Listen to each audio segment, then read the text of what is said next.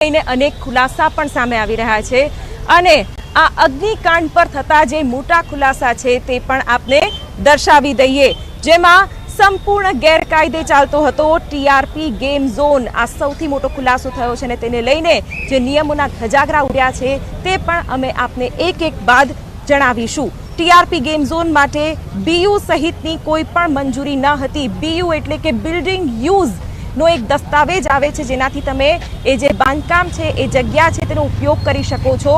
આ પ્રકારની કોઈ પણ મંજૂરી લેવામાં નહોતી આવી, તે પણ એક ખુલાસો થયો છે। ટીઆરપી ગેમ ઝોનમાં સંપૂર્ણ રીતે ગેરકાયદે બાંધકામ હતું।